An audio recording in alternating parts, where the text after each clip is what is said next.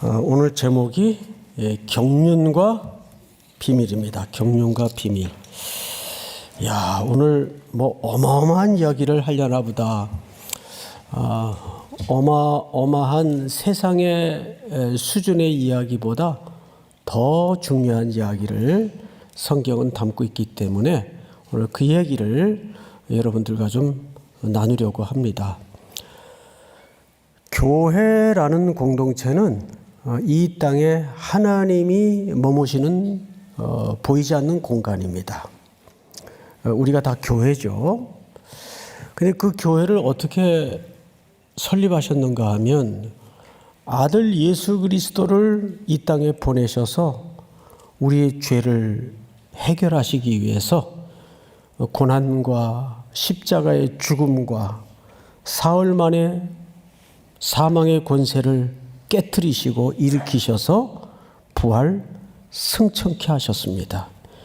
그리고 그 아들 예수 그리스도를 머리로 이 땅에 교회를 창립하셨습니다. 그래서 이 교회라는 공동체는 하나님의 역사를 이루는 유일한 기관입니다. 그래서 교회 밖에는 구원이 있을 수가 없습니다. 믿습니까? 근데 그 교회는 지상의 로컬 처치를 얘기하는 게 아니고 보이지 않는 하나님의 유니버셜 처치, 하나의 교회. 자, 여기에서 우리는 오늘 경륜이 뭐고 비밀이 뭔지를 조금 헤아릴 수 있어야 되는데 우선 1절을 한번 볼까요? 1절. 제가 좀 읽겠습니다. 이러므로 그리스도 예수의 일로 너희 이방인을 위하여 갇힌 자 된 나 바울이 이렇게 시작을 해요.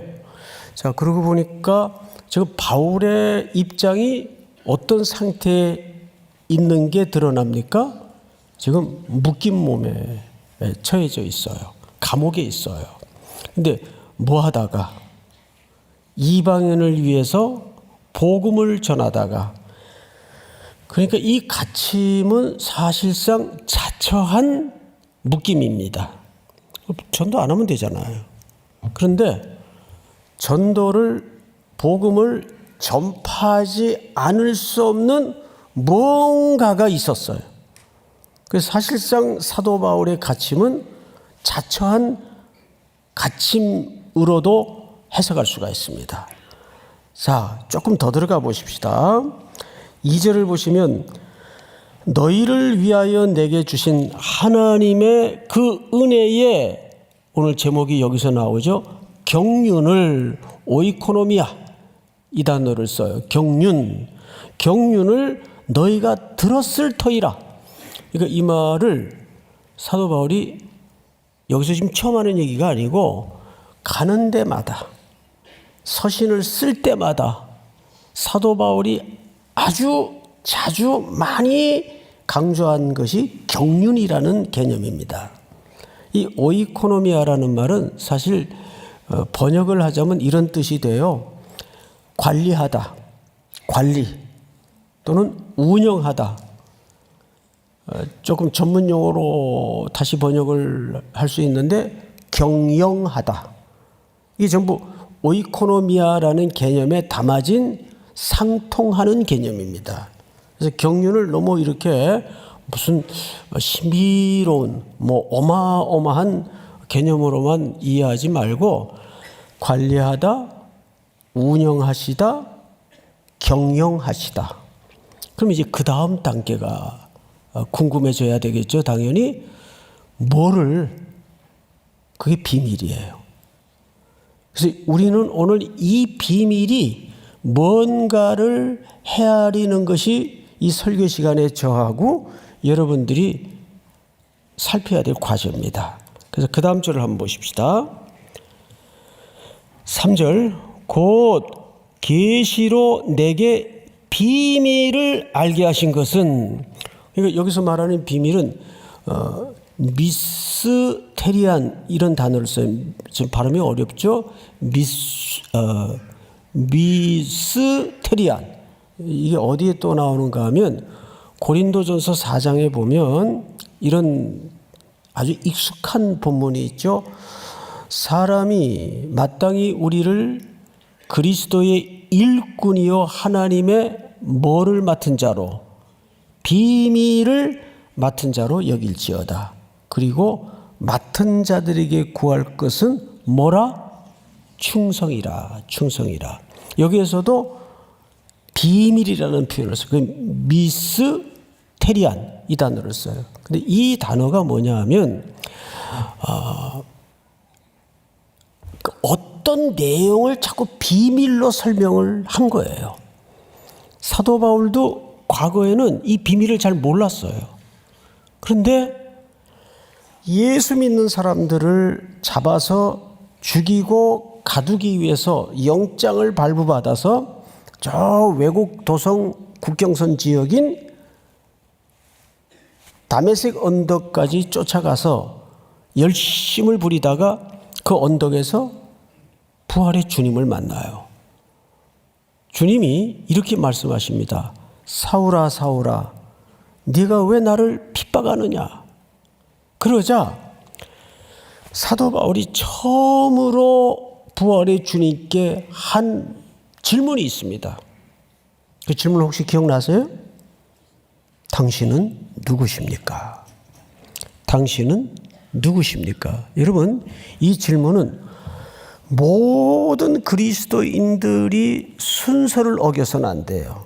항상 우리가 먼저 신앙함을 출발할 때는 이 질문 앞에 제일 먼저 서 있어야 됩니다.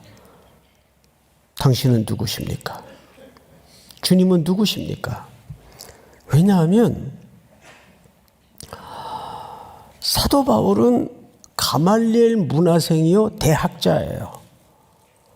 그래서 그는 구약 성경에 정통한 몇 안 되는 학자였습니다. 구약을 쫙 깨고 있어요. 그 성경에서도 구약을 가장 많이 인용한 저자입니다.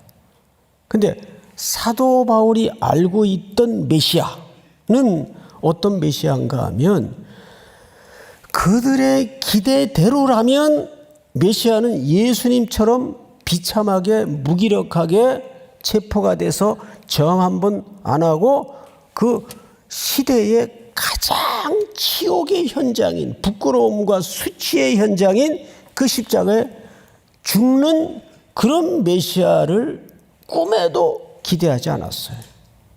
그리고 사도 바울이 알고 있는 신명기 율법에 보면 정확하게 나무에 달린 자마다 저주받은 자니, 이게 신명기 율법의 기록이에요. 그런데 어떻게 저 십자가라는 나무에 달린 저 예수라는 인물이 우리가 수천 년 전 기다리던 다윗의 혈통을 통해서 오리라 약속한 그 메시아일 수가 없다. 성경의 대학자일지라도 성경 해석을 잘못했어요. 나무에 달린 자마다 저주를 받았다는 말은 우리의 죄를 대속하기 위해서 우리의 내가 받을 저주를 오셔서 그 메시아가 무기력한 것처럼 보이지만 저주받은 모습으로 우리의 죄를 다 그 메시아가 저주를 대신 받으셔서 죄 문제를 해결하신다는 뜻인데, 유대인들이 오랜 세월 기다렸던 메시아는 철창의 권세를 가지고 세상의 정권을 쟁취해서 로마의 폭정을 끝내고 그 과도한 세금을 통해서 피폐해 있는 백성들의 허기를 채우는 그런 물리적인 메시아, 사자의 용맹과 사자의 힘을 가진 그런 메시아를 기대했단 말이에요. 그런데 다메섹 언덕을 향해서 가다가 그 언덕 중간쯤에 부활의 주님이 사울에게 일방적으로 나타나십니다. 사울아 사울아 네가 왜 나를 핍박하느냐. 깜짝 놀라서 당신은 누구십니까? 나는 네가 핍박하는 예수라. 그러자 두 번째 사도 바울이 주님에게 드렸던 말씀이 뭔지 기억하세요? 이 순서는 굉장히 중요합니다. 첫째는 당신은 누구십니까? 두 번째는 나는 네가 핍박하는 예수라는 그 경천동지할 대답을 듣고서 내가 무엇을 하여야 옳습니까? 그 다음에 내가 무엇을 하여야 라는 질문을 합니다. 근데 우리는 항상 신앙을 시작할 때 내가 뭐 하면 될까요? 해서 자꾸 행위적으로 율법적으로 먼저 출발을 해요. 주님이 누구신지 올바로 모른 채, 정확히 알지 못한 채. 그런데 그 다메섹 언덕에서 사도 바울의 내면에 큰 지진이 일어나요.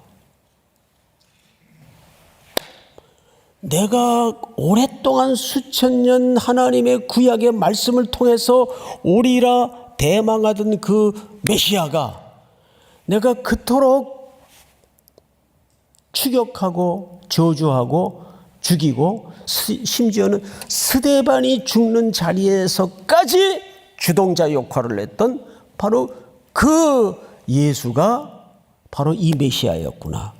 전혀 별개의 인물로 이해했던 이분이 그분인 줄 몰랐어요.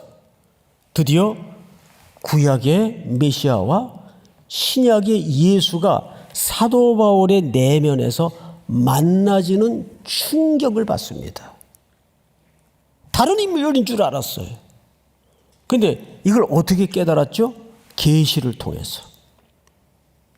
하늘에 조요한 조명이 임하면서 그의 모든 육신의 눈은 가리워지고 그의 모든 영적인 것이 확 계시로 열립니다.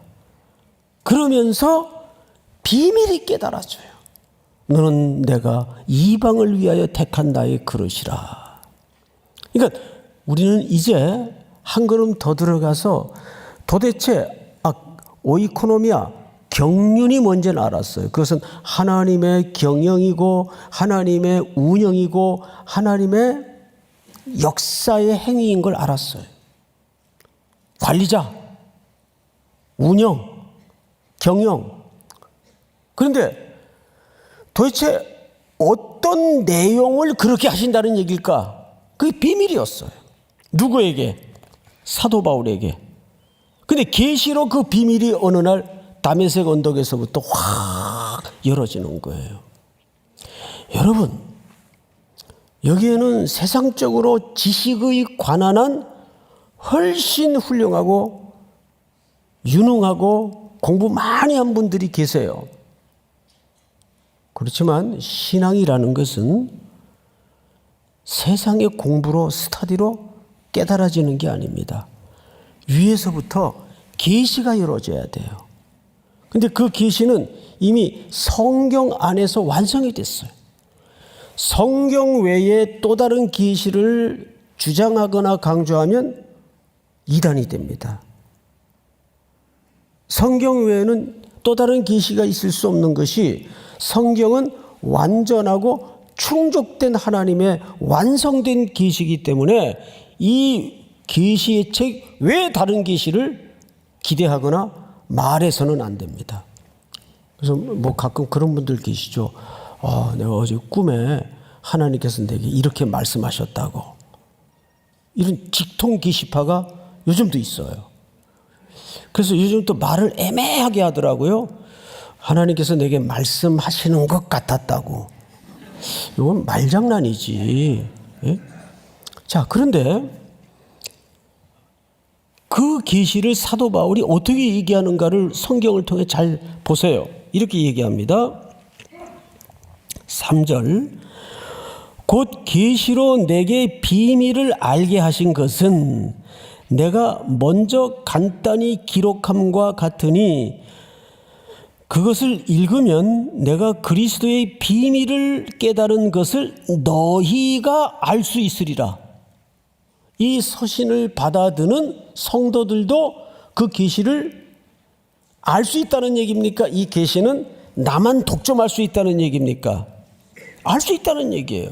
그러면 이 서신을 받아드는 성도들도 그 계시를 알 수 있다면 수천 년의 세월이 지났어도 저와 여러분도 알 수 있어요, 없어요? 알 수 있죠. 여기 뭐 이상 없죠? 우리도 알 수 있는 거예요. 근데 하나님이 우리의 이성을 열어줘야 돼요. 우리의 어두운 눈을 열어줘야 돼요.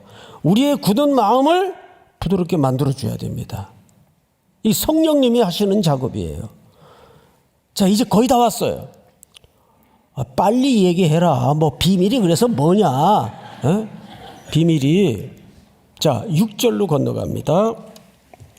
6절. 이는 이제 계시의 내용이죠. 이는 이방인들이 복음으로 말미암아 그리스도 예수 안에서 함께 뭐가 됐어요? 상속자가 됐어요. 자, 앞을 잠깐 보실까요? 이 당시 유대 통념과 로마 제국하에서 제일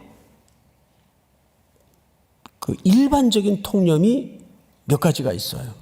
로마 제국하에서는 수치와 명예의 시대입니다. 그러니까 명예가 떨어지는 것을 죽음만큼이나 견디질 못해요. 이게 수치 문화예요. 명예 문화예요.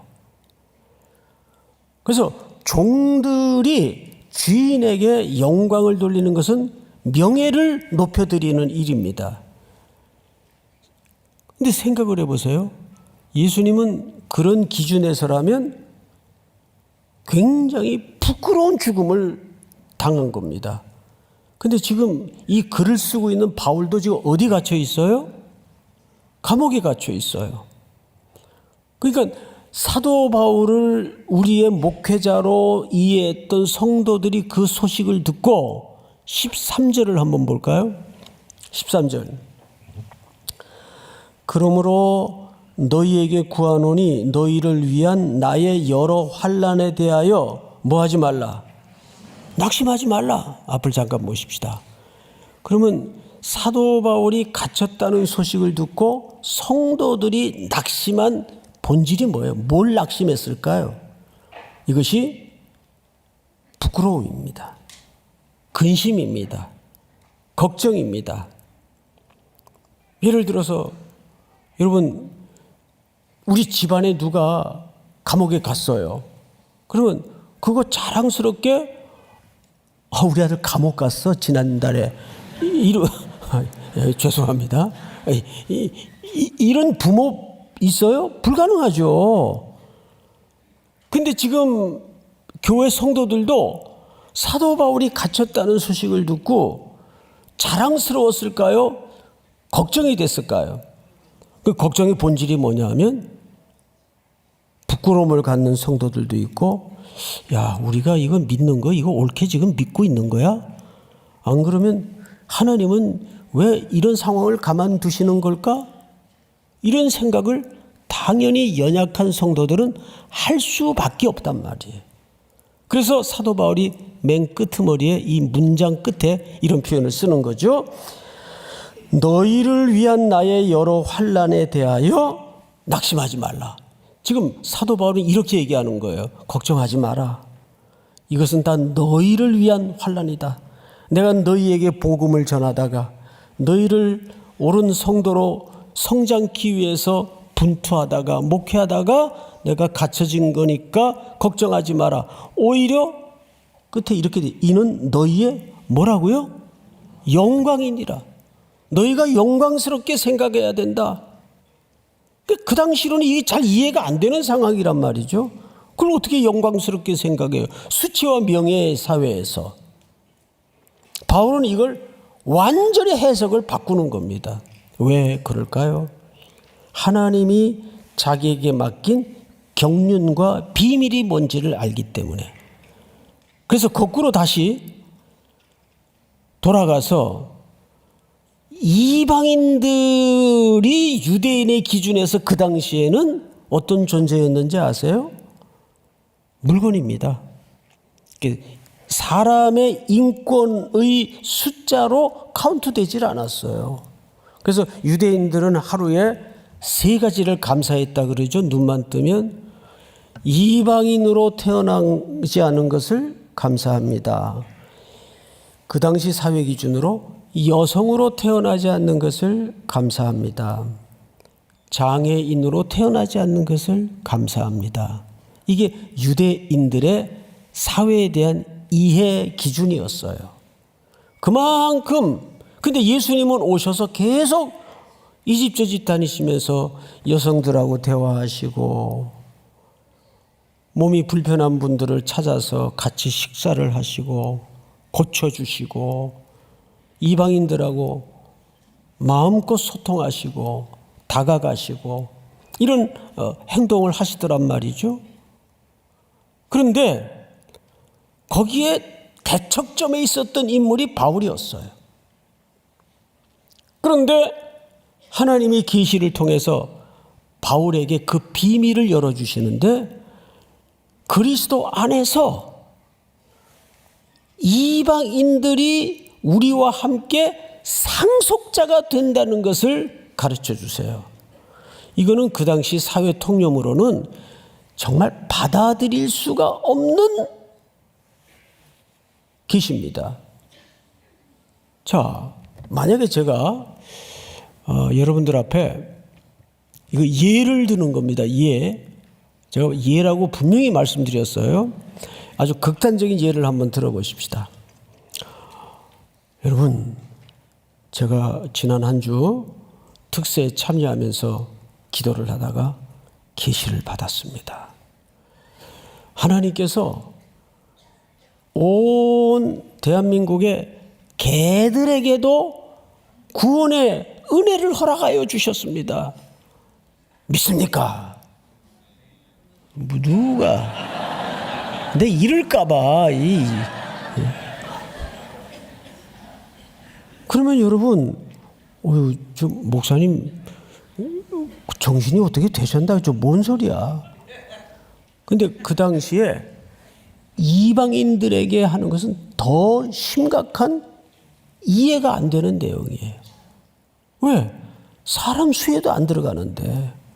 근데 바울이 하나님께로부터 계시를 받았는데 뭐라고 하는 거 아니? 이는 이방인들이 복음으로 말미암아 그리스도 예수 안에서 함께 뭐가 된대요? 상속자가 된다는 말은 또 다른 표현으로 뭐가 된다는 말이 되기도 하죠. 가족, 부자지간이 된다는 뜻입니다. 상상을 넘어서는 계시를 본 거예요. 누가? 사도 바울이. 그러니까 여러분, 하나님의 말씀이라는 계시의 눈이 환하게 열어지면 제일 먼저 바뀌는 태도가 어디서 나타나는지 아세요? 인간에 대한 이해가 달라져요. 아무리 사회적으로 신분이 낮고 천한 직종을 갖고 인생을 바닥에서 사는 사회 지표에 따른 인생일지라도 그리스도 안에서 바른 계시의 눈이 열어지면 존엄한 하나님의 형상으로 만나게 됩니다. 태도가 달라지는 거예요. 믿습니까, 여러분? 그래서 그 분이 정말 신앙인으로서 하나님 말씀에 성숙하고 진리에 깊이 들어간 사람은 사람에 대해서 편견이 없어져요. 다 뭘로 만나기 때문에? 하나님의 창조의 형상으로 만나기 때문에 그 사람이 직업이 어떻든 배움의 유무가 어떻든 그게 1차적인 기준이 잣대가 될 수가 없는 거죠. 바울이 거기에 눈이 열어져요. 그러면서 그는 정통 유대인이었지만 이방 땅을 향해서 로마가 세계를 정복하기 위해서 깔아놓았던 그 전쟁을 위한 도로로 복음의 횃불 하나를 거머쥐고 마음껏 원 없이 순교할 때까지 그는 그 도로로 복음을 전하면서 다녔습니다. 두 번째 계시가 뭐냐면, 이게 두 번째 비밀인데, 함께 상속자가 되고 함께 뭐가 됐다고 되어 있죠? 지체. 자, 앞을 잠깐 보실까요? 함께 지체가 됐다는 말은 무슨 뜻인가 하면, 우리가 교회 공동체의 머리가 그리스도라면 그리스도의 몸으로 만났다 그 말이에요. 자, 어디 손가락을 차 문에다가 찧어본 적 있어요? 생각만 해도 아찔하죠. 저는 아주 오래전에 좀 둔해서 이 거의 손톱이 빠져나갈 뻔할 정도로 한번 찐 적이 있어요. 그러면 제가 아이고 좀 조심하지, 그 손가락 보고 그래요? 이건 그러면 몸이 아니죠. 내 몸이 아니죠. 이 손을 붙들고 온 인상을 써가면서 그러면서 온몸을 비틀 거예요. 너무 아파가지고. 이게 몸이에요. 제가 가끔 이 몸을 가만히 거울을 보고 묵상해 보면 우리 몸만큼 신묘막측한 구조가 없어요. 참 놀라워요. 그 중에서도 제일 딱한 우리 지체가 발가락입니다.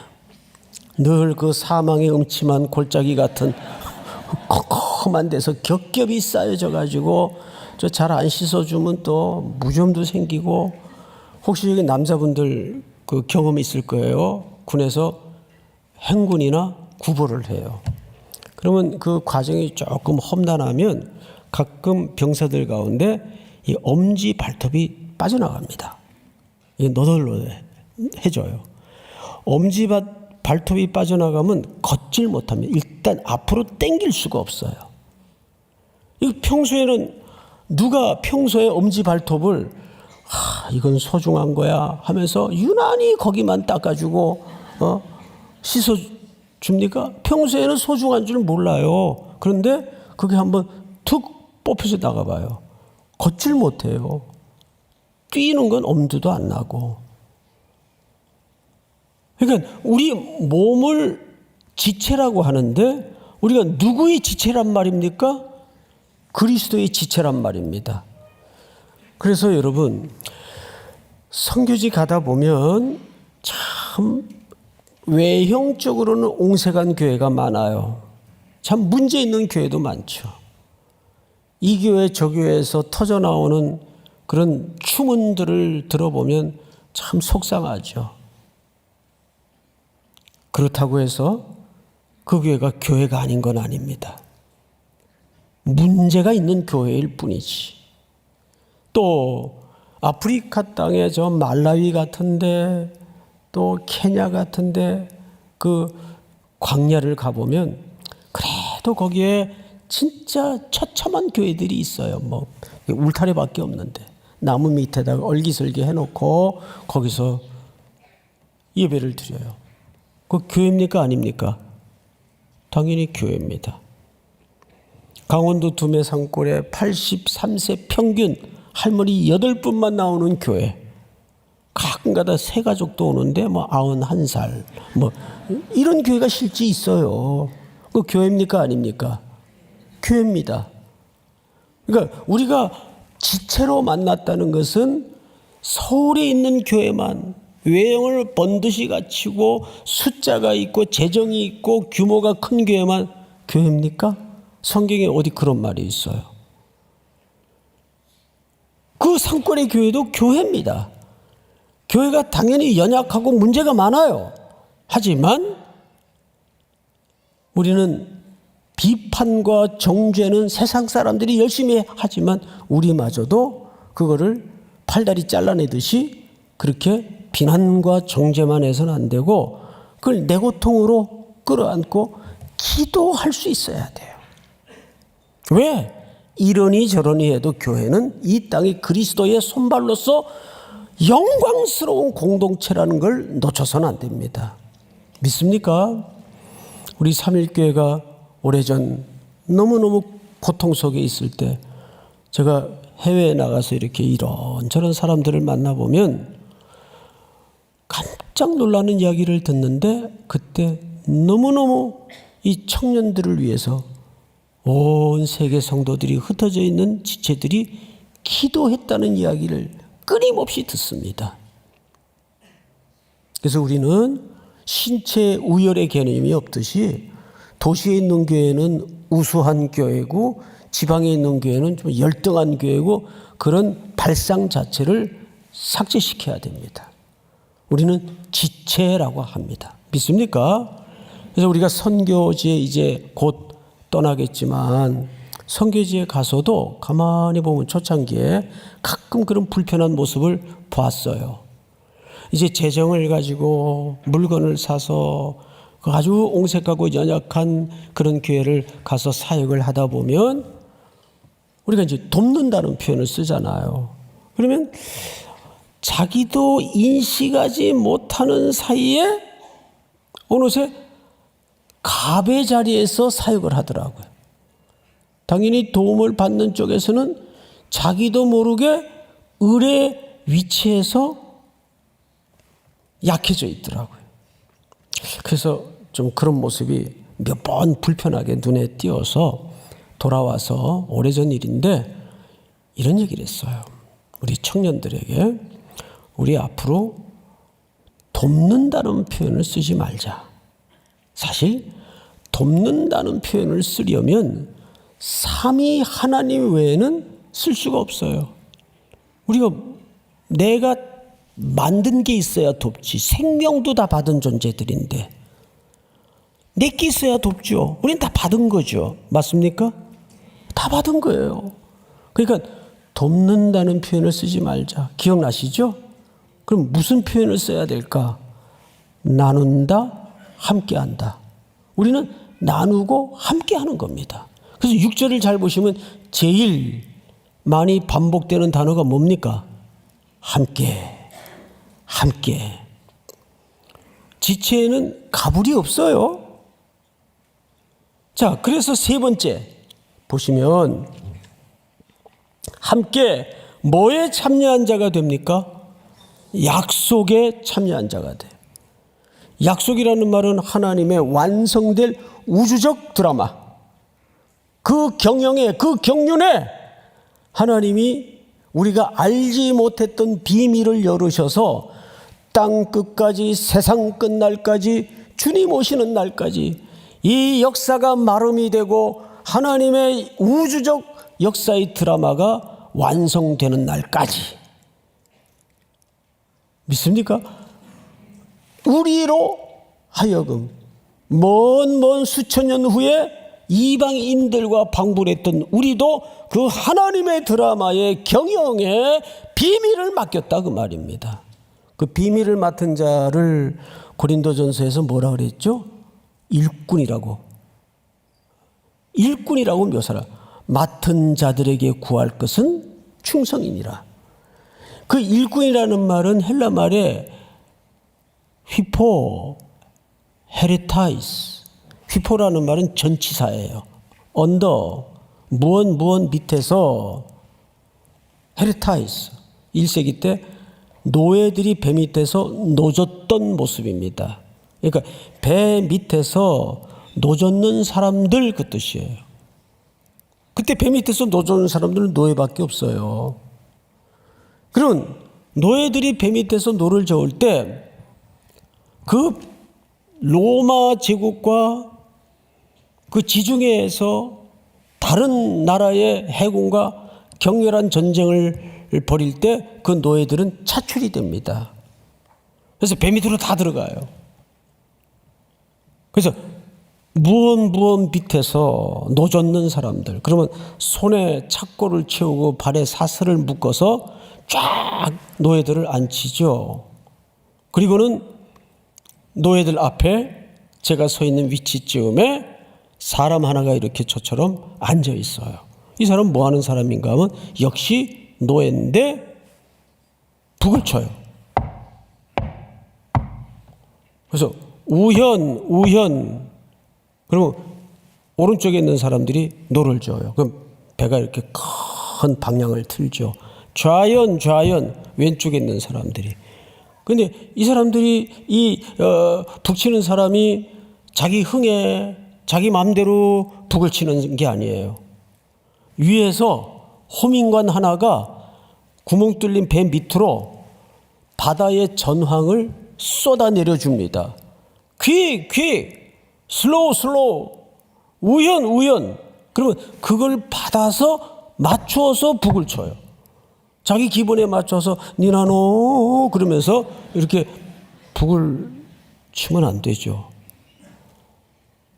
여러분, 그런데 중요한 것은 거기에 끌려 앉아 있는 노예들이 이 지중해에서 벌어지는 로마 제국과 다른 제국의 그 엄청난 대전의 의미를 국방, 문화, 경제, 모든 나라의 이익이 첨예하게 대립되어 있는 그 전쟁을 하면서 거기에 끌려온 노예들이 그 전쟁의 복잡한 정치, 경제, 문화, 국방 이런 영역에 대해서 다 이해를 하고 다 해석이 돼서 다 설득이 돼서 거기 와서 묻게 앉아 있나요? 몰라요, 잘. 그런데 해석도 설득도 이해도 안 되지만 그냥 북소리에 맞춰서 노를 젓다 보면 어떻게 됩니까? 로마가 승리하는 날 그 노예들에게는 두 가지가 주어져요. 동일한 승리가 주어지고 그 선물로 자유인이 됩니다.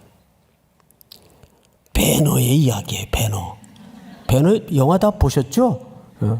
배너 영화를 보시면 그 찰턴 헤스턴이라는 정말 사나이답게 생긴 멋진 배우가 나와요. 이 코가 매부리 코에다가 남자가 생기려면 그 정도는 생겨야 돼요. 요즘처럼 뭐 꽃미남 이거 어디 될 게 아니에요. 찰턴 헤스턴 한번 검색해 보세요. 정말 멋지게 생겼어요. 그래서 그분이 나온 영화는 미성년자 불가도 다 들어가서 어쨌든 봤어요. 오늘날의 이 설교를 위해서 다 본 거예요. 우리가 살다 보면 똑같이 내가 왜 여기 와 있어야 되지? 이걸 왜 하필 내가 감당해야 되지? 설득도 해석도 이해도 안 되는 일들이 얼마나 많이 만나집니까? 그런데 우리는 한 가지를 알아요. 우리 대장 예수 그리스도께서 이겨놓으신 우주적 승리의 드라마에 우리는 그 경영에 초대되어서 하나님의 우주적 구원의 드라마의 그 프로젝트에 쓰임받고 있는 겁니다. 그래서 사도 바울이 걱정하지 마라. 우리는 세상 사람들은 지금 우리의 처지와 우리의 입장을 그들의 시선에서 패배자라고 얘기하고 루저라고 얘기하고 왜 그렇게 사냐고 비난하고 조롱할지라도 예수 그리스도의 그와 같은 죽음이 사도 바울이 걸었던 이유가 되고 오늘 우리에게도 그분의 대사로서 하나님의 나라의 대사로서 이 세상에 머물러 두 발을 딛고 살지만 당당하게 이미 이루어놓은 승리의 프로젝트에 여러분들이 용기 있게 믿음을 가지고 담력을 가지고 또 한 주를 감당해내는 은혜가 있기를 주의 이름으로 축원하고 축복합니다. 우리 다 일어나십시다. 또 한 주 하나님이 우리에게 행하실 일들을 기대하면서 주 안에 우린 하나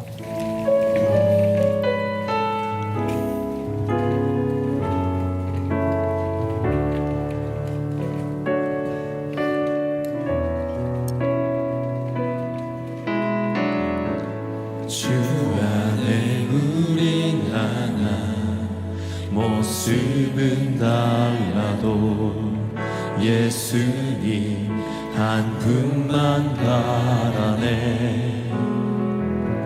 사랑과 선행으로 서로를 격려해 따스함으로 보듬어가리. 주님 우리 하시니 형제자매의 기쁨과 슬픔 느끼네. 내 안에 있는 주님 모습 보네. 그분 기뻐하시네.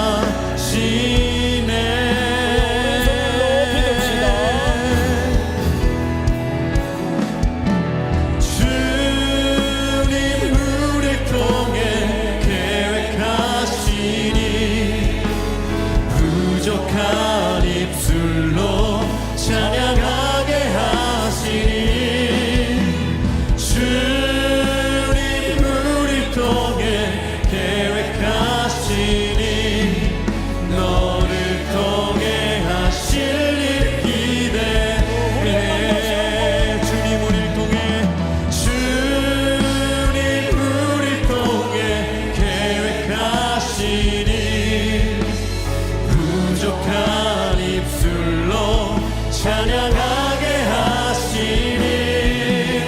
주님 우리를 통해 계획하시니 너를 통해 하실 일 기대해.